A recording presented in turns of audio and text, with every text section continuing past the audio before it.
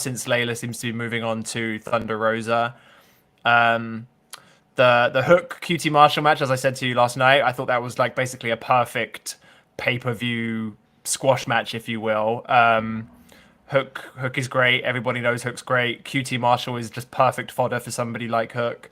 And then the 6-man tag was just lots of fun. And yeah, we had Eric Redbeard making his sort of over a year after he made his AEW debut. We finally have Eric Redbeard making his in-ring AEW debut.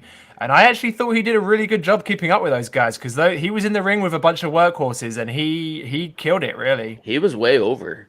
Like, he was really, the crowd was hot for him, hey? Like, yeah, he was, definitely. His spots, the big man spots were pretty awesome. Like, just going back, and how many times did they?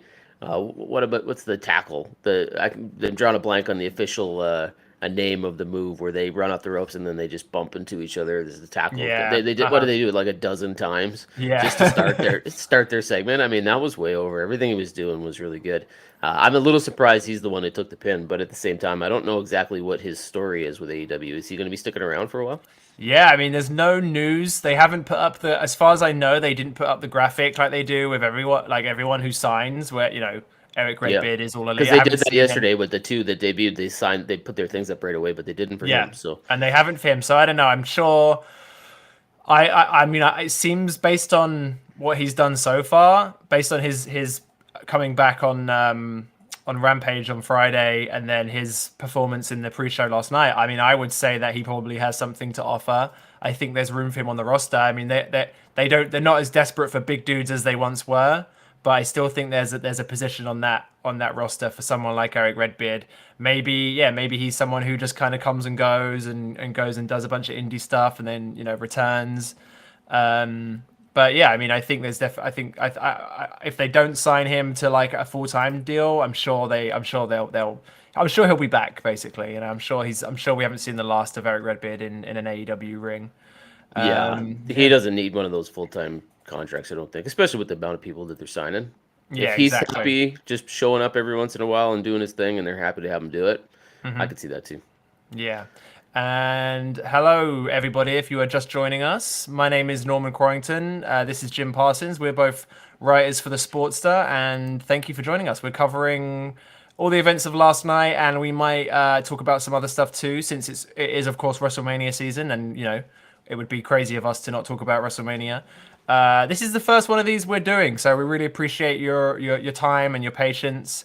And we hope you enjoy it. So yeah, thanks. If you've got any comments, if you want to sound off in the comments, please do let us know. Let us know how you feel. Let us know what you thought about the show last night. Let us know if you're pumped for WrestleMania season. What matches are you looking forward to coming up? What matches did you love last night? While Jim and I run down the card for last night. So yeah, to kick off the show, the main show, we had a match that I thought was absolutely brilliant. And I never would have thought that going into it. I didn't expect it to be bad, but I didn't expect it to be one of my favorite matches of the night. And that was Eddie Kingston and Chris Jericho. What did you think, Jim? That was a brutal match, but brutal in a really good way. It was one of those just smash everything, right? They were chopping each other to bits like Jericho was pink in the first 2 minutes. They're poking each other in the eye multiple times. It was a street fight without technically being a street fight on the card. Yeah. You know what I mean? Like it was, and there was a lot of that last night. There were a lot of different styles of matches considering the card and how stacked it was. But this was an interesting, probably the most interesting match for me in terms of just the way that they laid it out and how they decided to go about getting from point A to point B, which was Kingston getting a big win here. So, like the way that they put that together, and it looked like it hurt.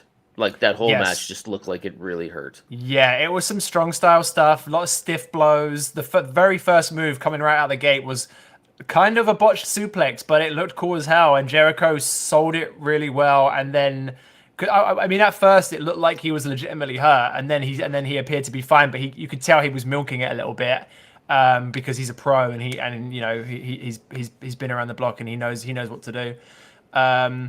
Yeah, I mean, I think they play to each other's strengths absolutely perfectly. Jericho's not the most spry guy in the world these days, but he can still go. I think this was the best match Eddie Kingston has had in an AEW ring. It might even be the best match he's ever had in his career. I can't, off the top of my head, I can't remember. I'm sure he had some barn burners in Chikara or something, but yeah, it's definitely the best Eddie Kingston match for a long, long time. Even if he doesn't always deliver necessarily in the ring, which I think he's perfectly fine in the ring. Even if he doesn't always deliver 100% in terms of ring work, he's just a really charismatic, likable guy, and he knows how to play to a crowd. And yeah, he's just an absolute pro. And I thought this was a brilliant match and a perfect way to sort of. I mean, I thought it would have been the end of this rivalry, but I mean, with Jericho refusing to shake his hand at the end there, I mean, we might get another match out of it, but who knows? Yeah, I was just gonna say it's certainly not over. The way that they Yeah. finished that off, and it's kind of interesting because it looks like Jericho's gonna play the heel role here, and Kingston was way over everybody. I mean, they were maybe bigger for him than anybody last night. Yeah, apart from maybe one person, but we'll get to him later. Yeah. That was pretty awesome. Yeah, and then so the next match was the triple threat tag team title match. We had Jurassic Express versus Red Dragon. That's Bobby Fish, Kyle O'Reilly, and the Young Bucks. This match was a lot of fun. I mean, nobody expected this to be a bathroom break match or anything like that. I don't think everybody is sort of super satisfied with the tag title scene in AEW right now. I'm enjoying it well enough. But yeah, this match was it was a lot of fast paced, high flying action. And yeah, I really enjoyed it. What did you think, Jim?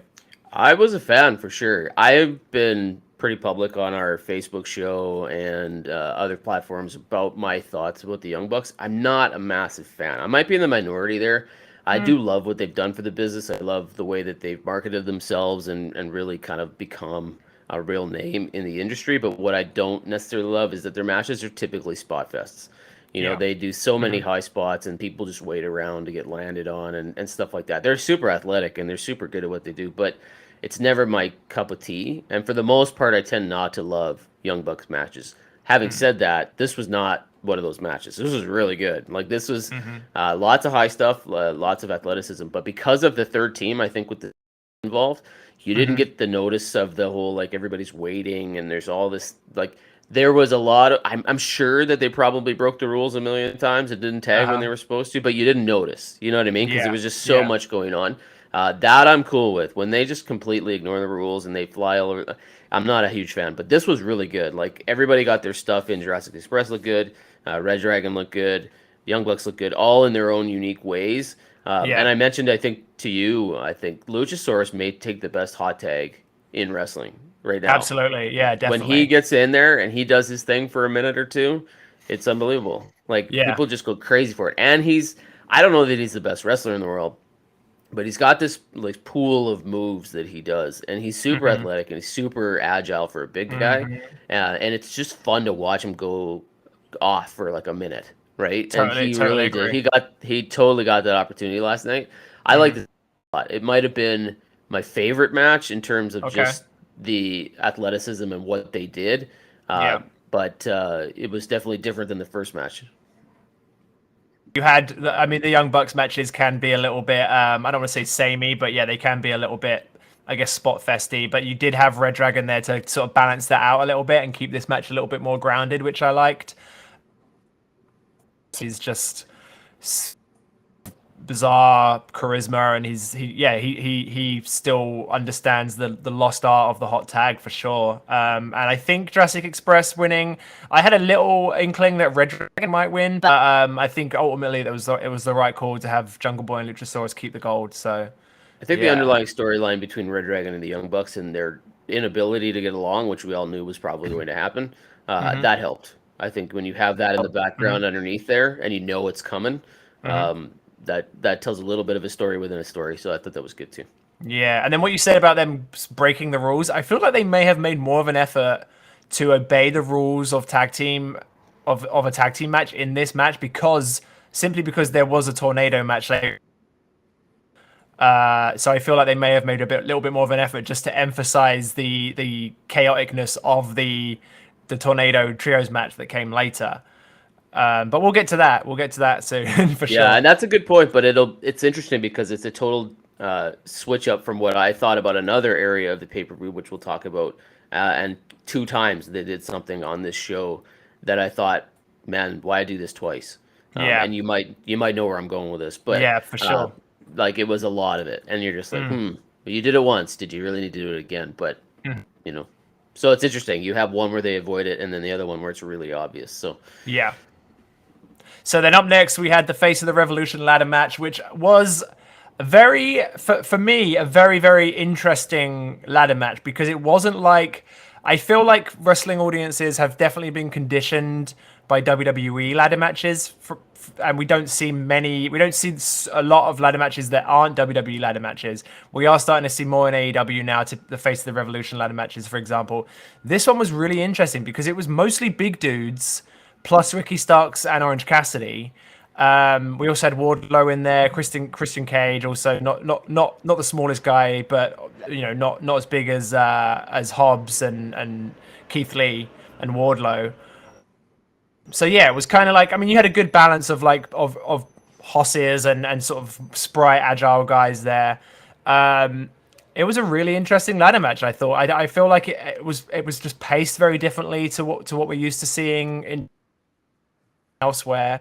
I don't think it was quite as crazy as it could have been, but I certainly enjoyed it. What did you think, Jim? I liked it. There was, I think the hardest part of the final whatever seconds was just the half botched power bomb that led to Wardlow winning, but everything else was good. He was, again, there's a lot of guys on this card that were really over. He was one of them. This was a big night for Wardlow.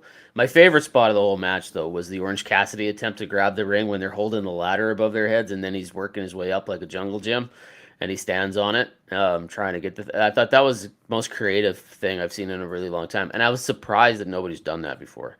Like, the amount of ladder matches that people have had and not have ever, I've never seen it, where he does that sort of thing, and so he gets up there and he's standing on it, and they're holding it. I thought that was really, really good. It was a interesting collection of people, and I kind of picked Wardlow to be the guy, so I'm not surprised that he wins it. And then when you see what happens with him later on in the night, it makes a lot of sense as to why he's going to get his shot here. But I like the match. I thought it was pretty good.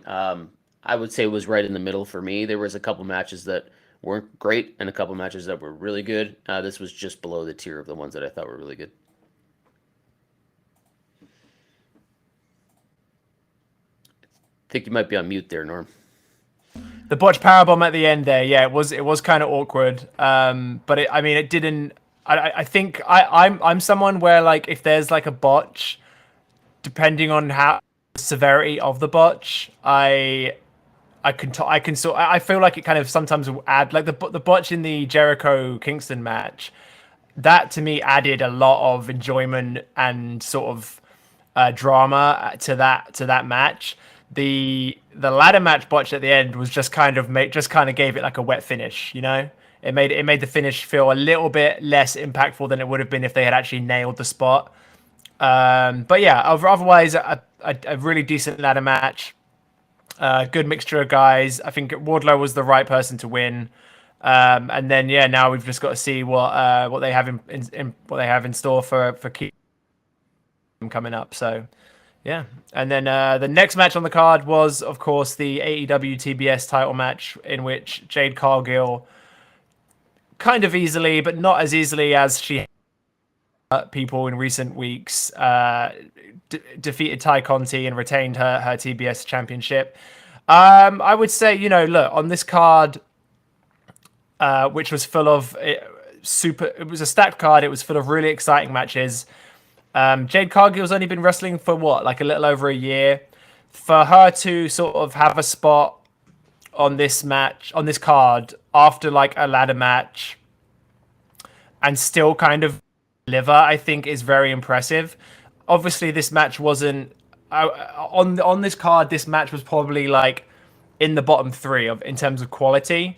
It was only a 7-minute match, but I think it was basically a perfect Jade Cargill match. And I feel like for someone who is as green as Jade Cargill is, she pretty much in the ring. Obviously, her matches aren't super long, and that is something that they're probably no doubt working towards, is how they can start it feels like they're getting incrementally longer, and maybe by this time next year she'll be having 12-minute matches instead of 5 to 7 minute matches. But yeah, I mean, I don't. This was not the worst match. This wasn't like a terrible match by any stretch of the imagination. It was just on a card like last night's. It kind of got lost in the shuffle. But other than that, I thought it was good, and I thought like how QT Marshall was perfect fodder for Hook. I thought Ty was perfect fodder for Jade Cargill. What did you think, Jim?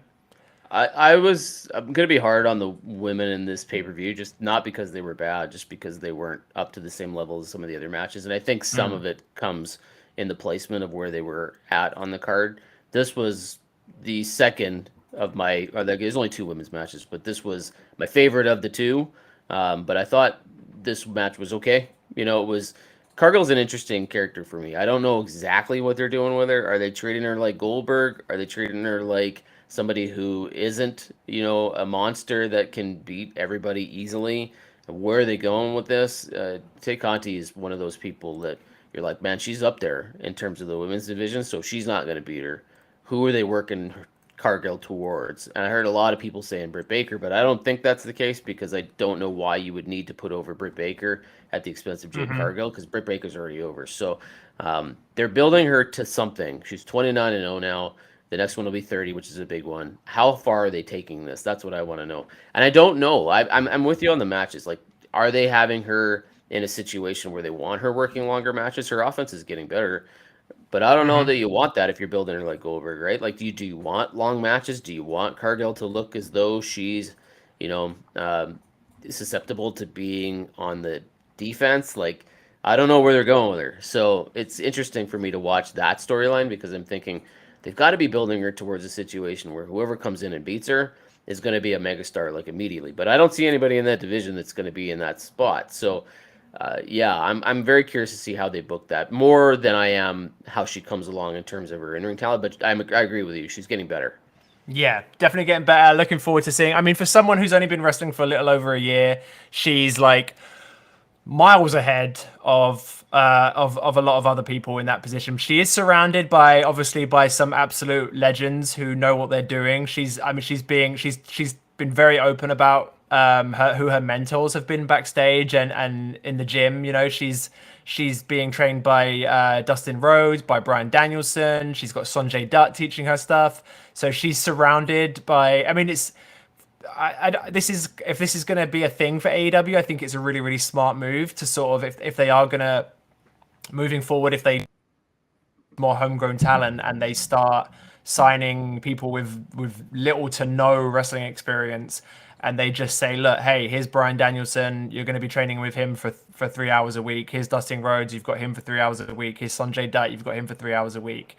And let's check back with you in a year and see where you're at. I mean, that's as good as any kind of wrestling education you can get, if not better. So yeah, I'm excited to see what happens with Jade. Like I said, man, she delivers. I think for someone, so she delivers. She does exactly what she's there to do, and I think she's thoroughly entertaining. And I'm looking forward to seeing what's next for her. Yeah, we're watching. I'm sorry to cut you off. As I say, we're watching her learn on the fly, but it's very clear from the very beginning that they had big hopes for her, and she's not disappointing them. Right? Yes, Like exactly. Yeah, she's coming through in the job that they're asking her to do, and she's getting better. And that's all you can ask of somebody who's that green.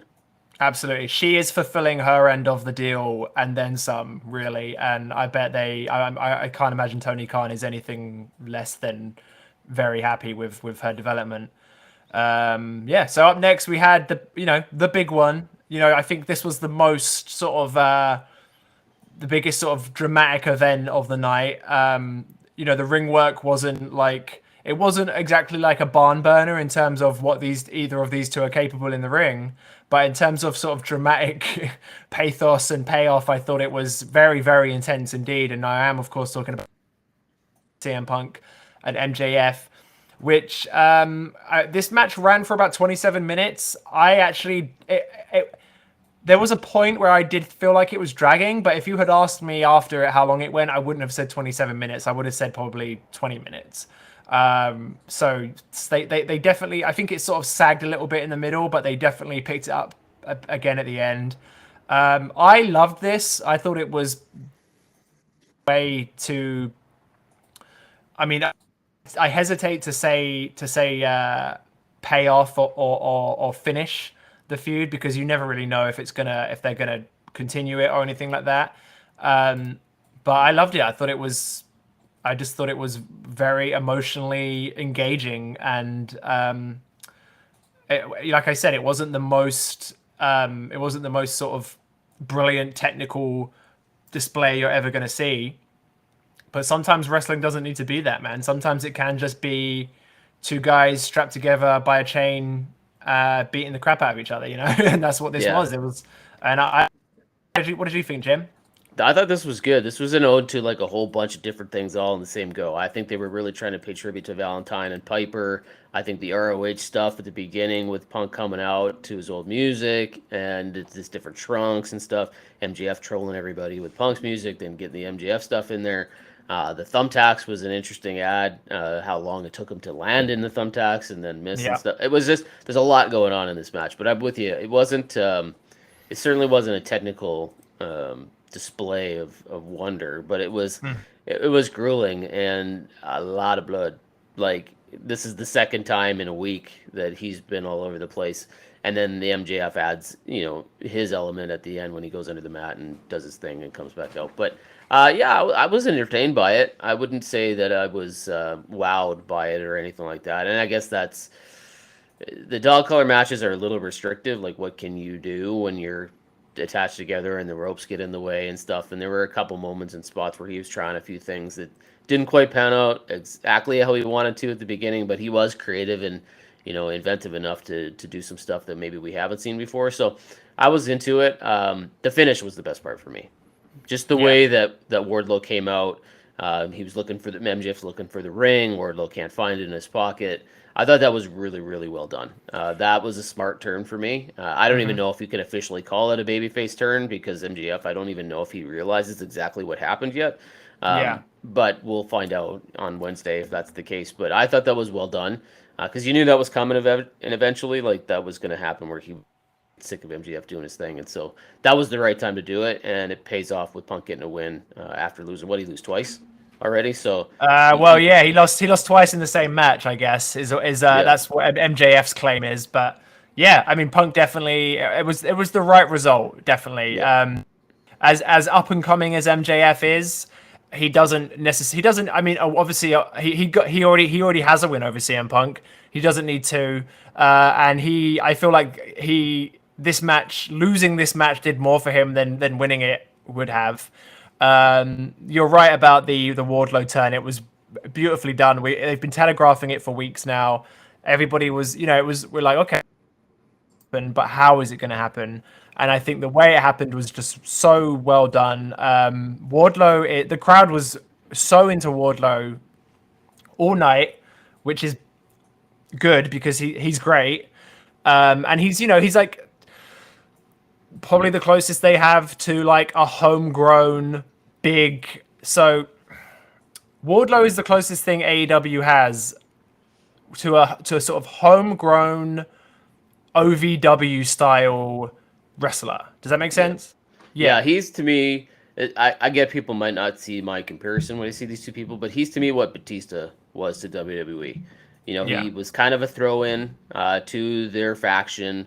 And he ends up becoming a major player and a champion. I see Wardlow doing that. I think Wardlow was the guy they sort of threw into this pinnacle group with MJF when I know this is a different group, but like Jake Hager coming in for Inner Circle, I figure they thought he would be a big deal. He hasn't turned out that way, but Wardlow's really stepped up and been quite good. I had the same sort of feelings about Batista. They sort of threw him in there. I said, well, he's a big dude. Let's see what he can do. And he wound up being charismatic and really interesting and fun to watch. And Wardlow's that guy, right? Like his reactions are good. His size is good. His look is good. There's just a lot to like about him. And so when you play this properly, which they did, I think the sky's the limit for him. Yeah, and it is interesting that we talked more about Wardlow during the dog collar match segment than we did after the Revolution ladder match segment, because almost what he did at the end of this match was almost more powerful and sort of has more sort of potential repercussions for the future of his career than than winning the ladder match. So Yeah, well, yeah, this is a bigger deal because I mean, what's he get out of the ladder match? The chance to fight for the TNT title, right? So yeah. it's not like that. I mean, that's a good thing, but it's certainly not a huge thing. And I think his storyline with MJF, which will be coming, is a much bigger deal. Yeah. Yeah, and I'm really looking forward to seeing that play out. Wardlow's great. MJF is great. CM Punk, man, he's great. He's CM Punk. His entrance, we didn't talk about his entrance, which was, he paid homage to his Ring of Honor days. He came out to the AFI entrance music. He was wearing his similar gear to his to his sort of glory days of Ring of Honor. I got goosebumps from that entrance, man. It's one of those things where it's like, look, not everybody's going to understand the reference, but the people that do understand the reference, it's going to be very, very important to them. And at the end of the day, it was worthwhile. Yeah, so I like that. I don't know how you felt about that, Jim. I thought it was good. He just needed to dye his hair blonde. Yeah, exactly. Yeah, Yeah, I mean, just bleach that sucker for one night. Growing it out a little bit, yeah. Yeah, that would be good. So yeah, up next we had the AEW Women's World Title match. So this match, I don't think there's really a lot to talk about with this match. I thought it was actually pretty good. I think people are being a little bit harsh on it. I don't think Britt Baker and Thunder Rosa are really capable of having a match that's anything less than solid. It might have been a little bit long, but then, this is kind of a difficult thing to say because I don't want to say this match was too long because, there was only, on the main card, we only had 2 women's matches. And so if this match had been shorter, then that's less time that the women's wrestlers are getting. But I don't know, maybe I think you do need it has to be on a case-by-case basis. And yeah, I feel like this match probably did go on for a few minutes too long. Again, I mean, here's the thing. I love Britt Baker. I think she's amazing. I think her title reign has been really, really enjoyable. A lot of her matches are ending the same way and with a lot of shenanigans with Jamie Hayter and Rebel getting involved. And at a certain point, it's becoming illogical, right? Because, maybe here's the thing. We got Thunder Rosa and Layla Hirsch are going to be going one-on-one at the St. Patrick's Day Slam, which is in San Antonio, the Irish capital of the world. And the winner of that match is going to face Britt Baker. So you got, the winner of the match between Layla Hirsch and Thunder Rosa gets a title shot at the St. Patrick's Day Slam. So you got to imagine, since that's in San Antonio, you got to imagine that Thunder Rosa is going to beat Layla and eventually get another title shot against Britt Baker in San Antonio. That match there has to be some stipulation to that match where Jamie Hayter and Rebel can't get involved or something like that, right? Because Britt keeps winning the same way. Eventually, someone's gonna have to wake up and be like, okay, look, she's done this 100 times. We've got to do something so that she can't do this anymore, right? Yeah, this was an interesting match for me. It was one of the 2 matches. I thought the main event was also where it was actually like a wrestling match. They were at least trying to do that, right? There was a few things going against it for me, and I agree with you. I didn't think it was terrible, but one, it wasn't the first one, and the first one was so good that you're have a hard time living up to that. Yeah, the first Baker Thunder Rosa match where that was an incredible match and was one of the most highly rated matches of that year. So yeah, that was going to be it was really, really good. Yeah, this one was where they were put on the card was tough when you're coming after the dog collar match. How can you follow that? So that's a difficult place to be in. And 3, there was a lot of times during this match where I was kind of on the edge of my seat, but for not the right reason. I thought there were a couple moments where I was like, ooh, that was really close to being really bad. You know what I mean? Like, it was super dangerous. There was a ton of tombstones in this pay-per-view, and I'm one of the few people, I don't like that move. Because it's so close to going so wrong so many times, and they did it a bunch. And there was a few moves in this match where I was like, "Oof, they barely pulled that off." And so I was kind of a little nervous for both of them. So that took a little bit away from the match for me. I know for some people it's like, "Oh my gosh, that's so great," because they're just like looking like they're trying to kill each. But there's a line for me where you're kind of like, man, they look tired, they look gassed, they look like this is not going to end well. And I felt that a few times in this match. So it wound up being all right. I don't know that I love the finish, the way that they put all those girls in there and had them, kind of steal one for Baker. But the rubber match will be interesting. If they have that third match, how they do it will make the difference, right? If they can get anywhere near the first one. Yeah, I believe I'm confident we'll get a satisfying payoff in that. I think they're going to have a good match, and I think the result will be different. And, you got to imagine Rose is going to maybe win the gold in her hometown. Speaking of the gold, we do have a new AEW Women's Championship belt that we should maybe talk about. What did you think of the new belt, Jim? My favorite belt in AEW. Oh, Like, interesting. yeah, it's so good looking. Like, there's just, the TNT title I'm not a huge fan of. The TBS title I'm not a huge fan of. The AEW Heavyweight Champion is a good looking belt, but there's a little too much of the old classic in there. This one is really sharp. I really like this one. It's probably my favorite belt in AEW now. Yeah, the criticism of the old women's title belt was that it looked like a toy. It wasn't. Yeah, it was very dainty. This Very one tiny. this one's a big gold belt, and it does. I agree with you. It's not my. It's not, I wouldn't say it's my favorite AEW belt, but I think it looks awesome, and I think it's more befitting of the AEW Women's Champion. And so yeah, I liked it a lot. So up next we had a match that I loved. This was good. And I really loved what happened after the match, but we'll get there. We had John Moxley defeating Daniel Bryanson. Daniel Bryanson? Bryan Danielson. It's hard not to do that. You know what? But I haven't made that mistake once until just now. But also, I didn't even say Daniel Bryan. I said Daniel Bryanson, which isn't a thing. Nope. Yeah. It may be one day. Maybe there'll be a third promotion where he starts, and that'll be the name.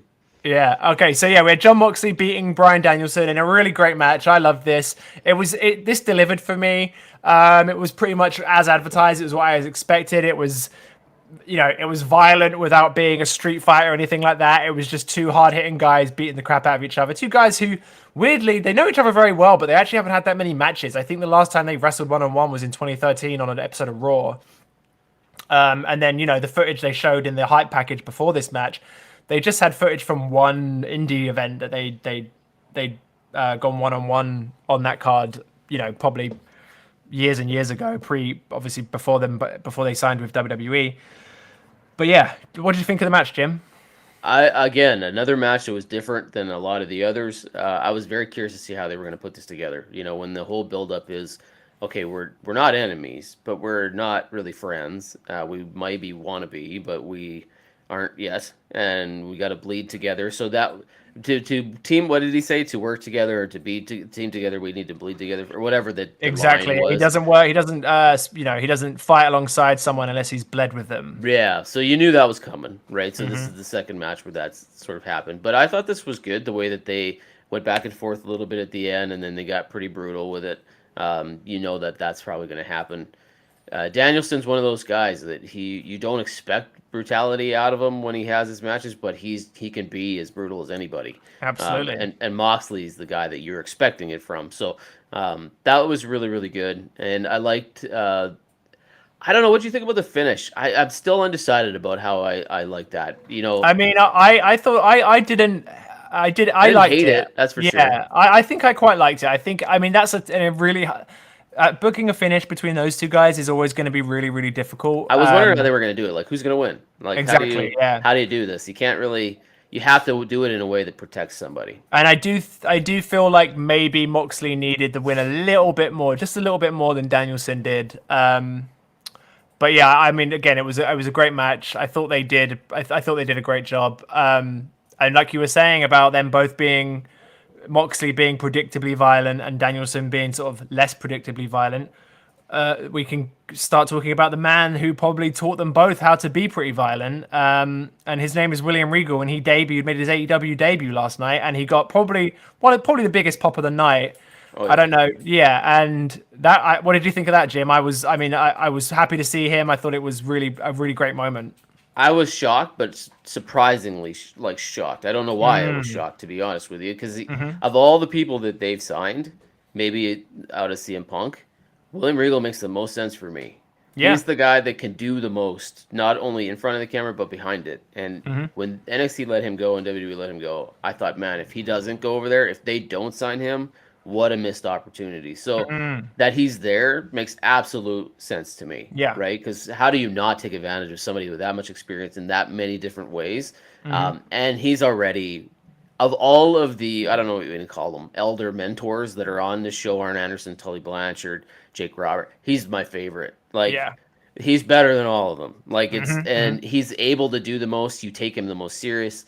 You look at him and you're like, yep, when he slaps those two guys in the face, you know that they're like, oh, I guess we're being told, right? Yeah, Like because you you get the absolutely feeling. believe it. Yeah, you get the feeling he could legit beat both of them up still. So Yep. Yeah, he is. Like he's the guy you don't want to mess with, right? And yeah, in real life. yeah. So I mean, the guy was a legitimate legendary shoot fighter. Hmm. So I could totally see. I don't know where this is going. I don't know if I love the idea of this being a management sort of tag team. I don't know Mm. about that, but that moment on the show was incredible. Yeah, and I thought it was really well done. I think they couldn't have picked a better moment for to have him come out. Also, no, not really any fanfare, no music. Just runs out to stop his his two of his proteges from fighting each other, but delivers a stiff slap to each one of them. And I'm looking forward to seeing where it goes. I'm glad they got Regal on board. He's going to be an asset. There's no way he can be anything other than an asset to any locker room, anywhere. And of course in Orlando, I don't know for sure, but I'm fairly confident he lives in Orlando. So yeah, he could drive home and Well, I don't know if have the a situation is still the same as he used to be, but I do remember him coming out and publicly saying he's like, if I don't work here, I gotta go home, as in yeah home to like England home, yeah right? yeah. So if that's the case, then I'm not shocked at all that he's got a job, and it wouldn't shock Hmm. me in the least if he lives where he works, and Yeah. we all know that he worked with NXT. So Mhm. it wouldn't, yeah. I mean, that he comes out with no, like you said, no fanfare, no. I think that was the best part is that just people were so shocked that they got the shocked reaction first, and then the oh my god, this is actually happening reaction. Right. Yeah. And that was what made it so cool. And they did a good job keeping this under wraps because I don't remember seeing anyone reporting on this. I mean, it was a no-brainer. I think we all could kind of put two and two together and just kind of figure out that Regal was going to go to AEW, but nobody actually. I don't remember seeing anyone report on it and say that he definitely was. Well, So he's yeah. fallen through the cracks, right? With all the big names that they're talking about, whether Mm, it's Jeff Hardy or Johnny Gargano or whomever, mm-hmm, Regal started falling through, mm-hmm. and because of that, when you see that happen, you're like, right, absolutely, of course he's on their radar. Yeah. You get that element of surprise, which you really love. Yeah. Okay, so up next we had the Tornado six-man tag match. This was Darby Allin, Sammy Guevara, and Sting defeating the AHFO, the Andrade Hardy Family Office. That's Andrade El Idolo, Isaiah Cassidy, and Matt Hardy. This match, so I don't know that this was a fun match. I don't think anybody is into the Andrade Hardy Family Office. I'm certainly not. But I think maybe we can kind of see where it's going, and it feels like it's just a kind of stopgap thing for everybody who's involved. But you need AEW pay-per-views basically need a match in which Sting does something crazy on the card, and this was that match. So in that respect, it totally delivered. It was very, very fun. How did you feel about it, Jim? I think for me, the best part, and this the opening promo with Darby Allin and Sting before the match Yeah. was like my favorite part of the whole thing. Okay. Yeah. This was a like a WWE feel type of thing, right? It was the Mm. second shortest match on the card, just 13 minutes, Mhm. and it was a train wreck, and that was the point, right? It was Yeah. just the whole thing was set up to just be a total gong show of just chaos everywhere except the ring, pretty much. So they did that. They did it successfully. I thought it was well done for what it was. You had the spot for Sting. You had some new Darby Allin moments. The reverse, what was it? The moonsault from Sammy Guevara through the table. I thought Oh was yeah. pretty cool. So I mean, there was some moments. Just that was what it was meant to be. A couple like holy what moments, right? That's what they Hmm. were going for here, and they did it. I think that unfortunately, the one thing that we might remember from this, other than the Sting spot through the multi tables, which is probably the safest way you're going to do that spot, Hmm. was the coffin drop that absolutely missed on Matt Yes. Hardy, and Yep. for whatever reason, AEW showed it twice again. Yeah, they replayed it. Yeah, It even though was really yeah. bad. Like it was Yeah. just like I don't know what's up with Matt Hardy and why he continues to be in these spots where he just looks like he's absolutely missed by a country mile when it Hmm. comes to some of these moves. But he's doing this repeatedly, and I don't know that's a great sign. But No. yeah, that was a bummer. That took away a lot from the match for me. Yeah. But yeah, I mean, fun. And, like I say, it's always good to see Sting do something nuts. He's like, what, 62, 63 years old. So, it's fun to watch. We're wrestling fans. We like watching old men jump off of things through tables. Well, when you consider that he was retired, Right, right? exactly. That Yeah. he's doing this now. Clearly, is capable of Yeah, doing a lot more WWE than didn't they even want figured. him. WWE didn't even want him taking a body slam, let alone Yeah. jumping through a bunch of tables off of a stage or whatever. Okay, so we got the main event up next. Adam Page defeating his old friend, bitter rival, Adam Cole. Battle of the Adams. This match went about 26 minutes, which was probably look, if you're booking an Adam Page versus Adam Cole match, you want it to be a lot. I thought it could have been a little bit shorter. But it was undeniably a very, very good match. Obviously, both of them always deliver in the ring for me. Adam Cole always delivers in the ring. I'm not. I am starting to sour on him a tiny little bit. But his ring work's as good as it's ever been, pretty much. But yeah, I think this was the right result. I'm glad Paige retained. This match didn't really have that much build, but again, I don't think it really needed that much build since these two know each other so well. But yeah, I'm glad. I think Paige is right now the perfect babyface champion, and yeah, so I'm glad he retained, and I thought the match was solid. What about you, Jim? If you're an Adam Cole fan from NXT, then you really like this match. Yeah, I That's agree. what this Actually, was. yeah, it did This feel was like an an NXT NXT Adam match. Cole match. Do Yeah, you know what yeah, I mean? yeah. Like where he's going 30 minutes with Johnny Gargano. Like that's what this was. It was a lot of close finishes. I'm not a fan of a million finishers that people kick out of. We got a little bit of that this time around. So this was one of the few matches where kind of AEW went overboard. But at the same time, I will be fair and say I was surprised that this was totally clean all the way through. Like there was some involvement from Red Dragon at the end there, but it was a good win for Paige, a clean win for the most part. No outside interference. The masked cameraman got people talking, but I guess Yeah, if you look back, he was there the whole time. yeah, So it wasn't a setup. It wasn't Omega. And Don yeah. Callis coming out at the beginning of the pay-per-view makes everybody think Omega's going to be there, right? So I liked it. I thought it was a smart way to end the match. I didn't love the build for it. I know that, like you said, you don't necessarily need it, but I do think you do when you're Adam Cole. Like, and you've come in, and I don't want to say they've dropped the ball with Adam Cole, but considering how much Tony Khan likes him, how much he figured he was going to be a factor coming in from NXT, I don't think they've done the best job with him. No, I agree. Yeah. And so I think I might have been a real boost for him to win here and then be like, oh my gosh, like they haven't done much with him and all of a sudden he's a champion. But AEW doesn't operate that way. They don't hold their titles for like a month, the heavyweight anyway. There's only been Yeah. 4 title holders in the entire company over 3 years. So Mm-hmm. I think this is the most logical decision. What they do with Adam Cole now is going to be the thing that I'll be the most curious about because he's got too much going on. He's got the Red Dragon stuff. He's got the Young Bucks stuff. He's part of the Elite. And I don't know where he sits exactly. And I think they need to really separate him from the pack a little bit and just start to push him heavily, which might be difficult now after you lose. But he wasn't hurt by this loss, I don't think. Yeah. Maybe they send him to Ring of Honor. Maybe There's a lot of TK people talking about who's going over there, right? Like, Yeah. what are they doing with this now? And we're going to talk about that in a second, I think. But Yeah. there's so many candidates on the show that you could send over there. Yeah. I don't know who they're going to send, if anybody, but Real quick, what did you think of Revolution as a whole? Let's just quickly final thoughts on that show. 2022's pay-per-view of the year for me. Yep, for sure. I've liked a lot of WWE pay-per-views recently, but not the last 2. I didn't think Mm-hmm. Royal Rumble was very good, and Elimination Chamber prior to that wasn't wonderful either. Mm-hmm. This was the best pay-per-view of 2022. It might be one of my favorite AEW pay-per-views. What was the one where Cole debuted with Danielson? That might have been the best to date. But this one was good. Like this is a WrestleMania feel for me. You know, the whole Yeah. card from front to end. And you said it. They could have broken this up into 2 nights. I agree with you. They could have. Like it was Yeah. 4 hours, solid 4 hours. Mm-hmm. Easily could have had 2 main events on 2 different nights. Mm-hmm.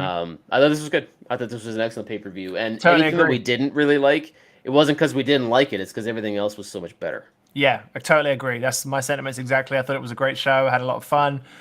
2 nights. I mean, that's just because I tend to start to wane after the 2 hour mark. If it's 2 nights, it's a lot easier for me to pace myself, But look, the people in that arena got their money's worth and then some. So yeah, great show. And yeah, that's it for Revolution. But very quickly, should we talk about some WWE stuff just to balance it out? Sure. I don't think we have to go into great detail because there's a lot of time left to cover WrestleMania, but we certainly should chat a little bit about, what it looks like that card is going to be, maybe some of the speculation and the rumors about it. Very quick. Really quick before we do that. Let's quickly talk about Vader going into the Hall of Fame. How do you feel about that, Jim? Awesome. Well, long overdue. He's one of those guys. There's maybe 3 or 4 guys on the list that you're like, how are they not in there yet? He was one of them for me. So really, really good. And I don't know if it means anything, but I like the fact that he's going in the same year as The Undertaker.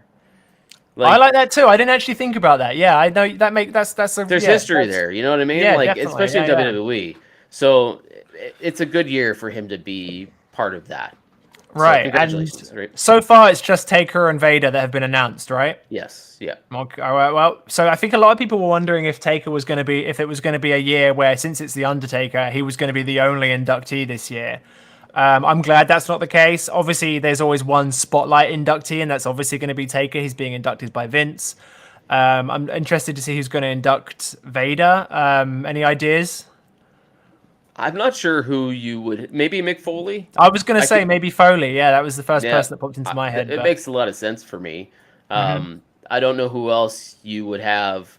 Most unfortunately, of the people who were connected to Vader have long since passed. So it's probably Foley if it's me picking. And Foley would love to do it. Oh, absolutely. Yeah, he'd be there in a heartbeat for sure.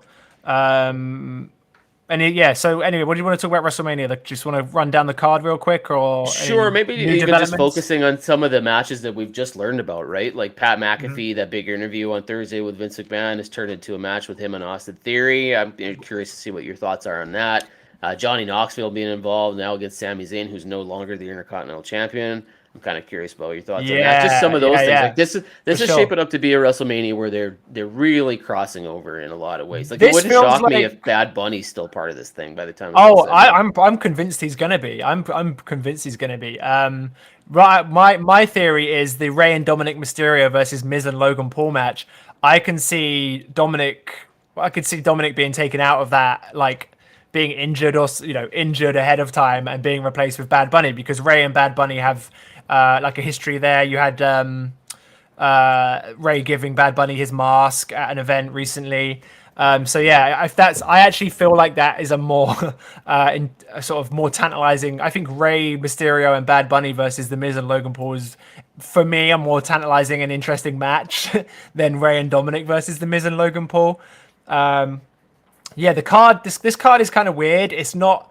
I mean, I think in terms of pure wrestling, if you're looking at it, it's not necessarily looking super exciting, but this could end up being one of those ones where the card is just underwhelming, but the show ends up being really fun, Yeah, fun is the word. I mean, if you're into the big marquee ability that WrestleMania has and the draw and people coming in from outside to watch this, they've certainly hit that in spades and buckets. Like when you've got Logan Paul and you've got Pat McAfee and you've got all these guys involved in this show, you're going to get a really big audience of people who might not normally watch wrestling or WWE. They'll be watching this out of curiosity just to see what happens, right? So in that respect, it's hard to knock it because that's what that WrestleMania has become in many ways.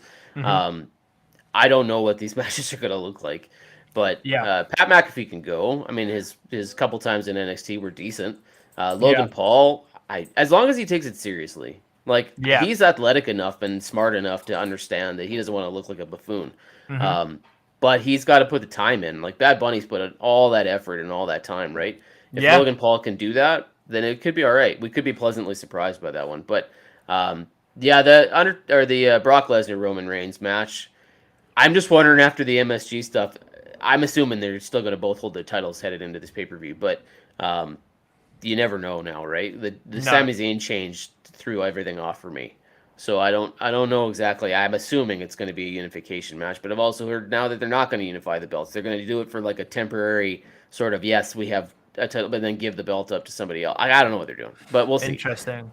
So I mean, I think they were smart to take the title off of Sami because I think it's kind of, obviously they have not been treating the Intercontinental title very well recently. In fact, it's been just it's been an afterthought for, if you want to be honest, it's been an afterthought for maybe 10 years or more.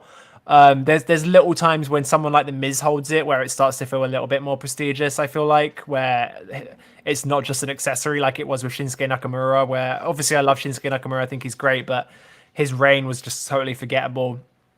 So I think it was a good idea to take the title off of Zayn going into this match because I don't think Johnny Knoxville's great and he's thoroughly entertaining chap, but I don't. What do you do with Ricochet though? Like, is he going to have his own match, or is he going to be part of this thing? Well, this is where they should whack in another one of those things that looked like it was going to become a regular thing, but then didn't, which was the 8-man IC title ladder match. Remember? Yeah. Yeah, just give us one of those, man. Give us stick in a few of the mid card guys that you've got no place for. Put them in a ladder match. Have Ricochet retain. Ricochet's as long as he's in that match and retains, because he's the guy that's going to do the craziest stuff, right? Absolutely, yeah. So yeah, I think there's definitely a few guys floating around that can make that match fun. The card's not finished yet by any stretch, I think the thing with them splitting into 2 nights was so that each night would be half the length of the regular WrestleMania, but it looks like we're just going to get 2 8-hour WrestleManias, maybe. Yeah.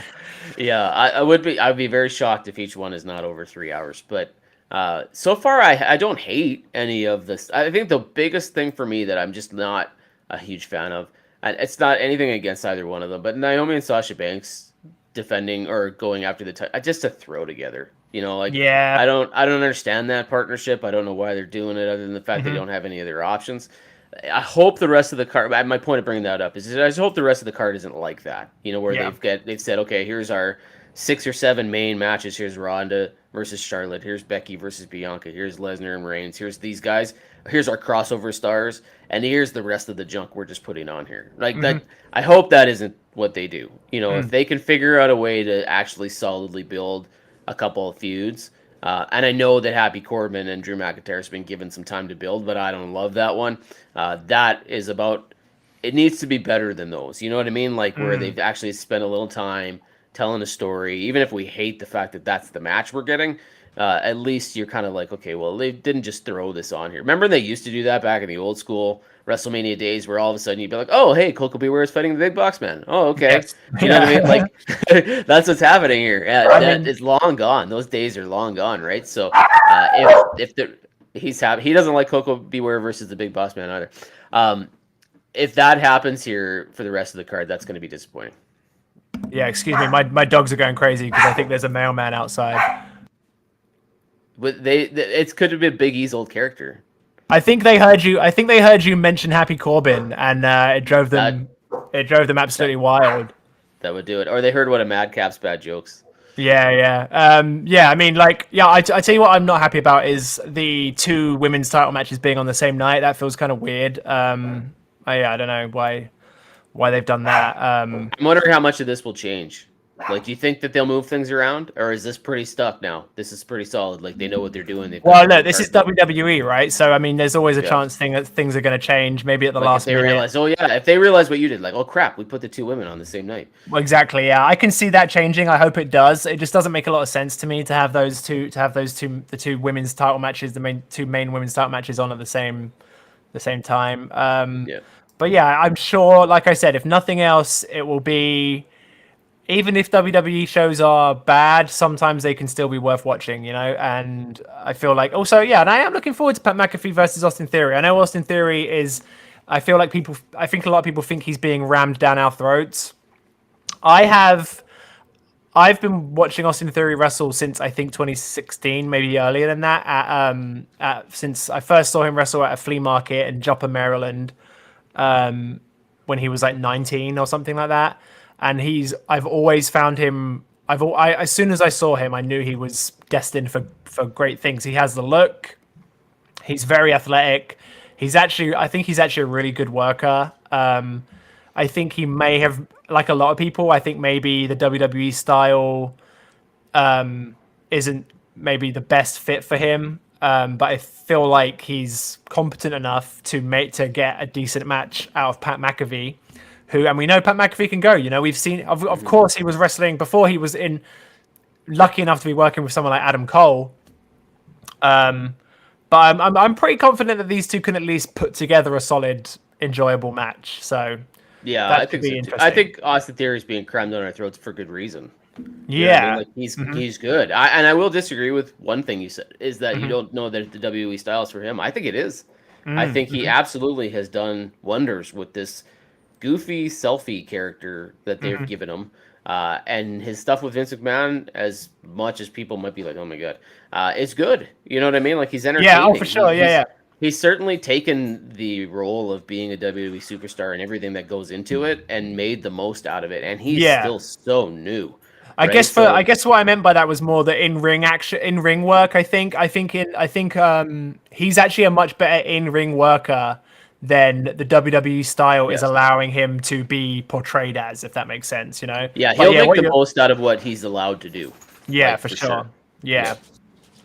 Okay, man. Yeah, I think that's about it for this show. The only thing I gotta ask you, is what you think is going to happen with AEW and Ring of Honor. Just a very quick, what are the Of next course. steps?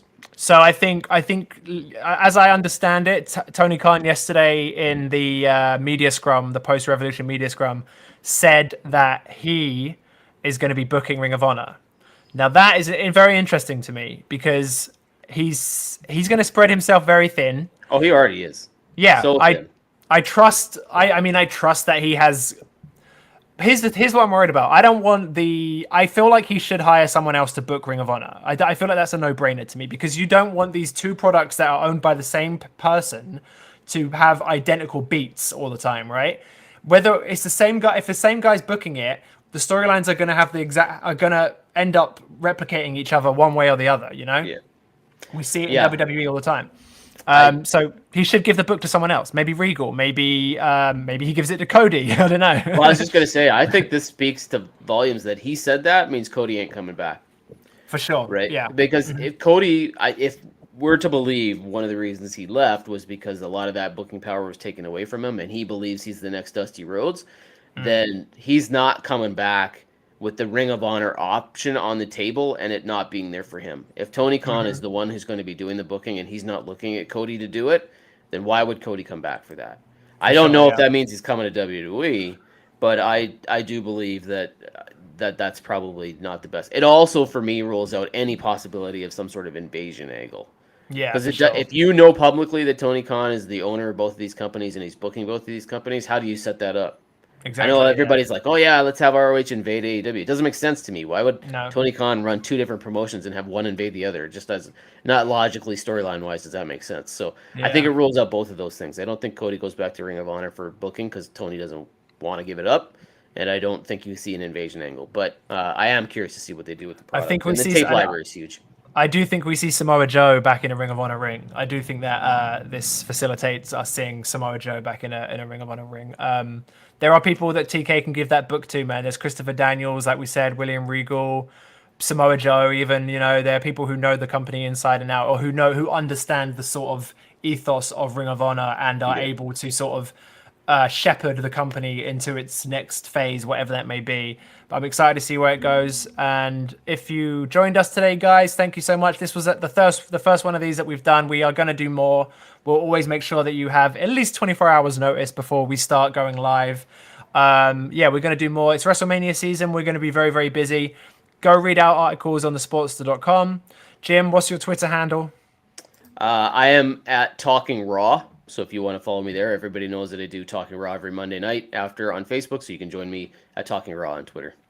I am at Norman Q on Twitter. Please go follow me. I have a blue check, but only 1,200 followers, which is extremely embarrassing. So please go and hit follow.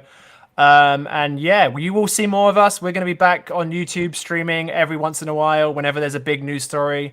Me and Jim will be here, and we really appreciate you joining us. Join us next time. Like and subscribe and all that jazz. And thank you so much, guys. We will see you next time. Take care. Bye-bye. See you, everybody.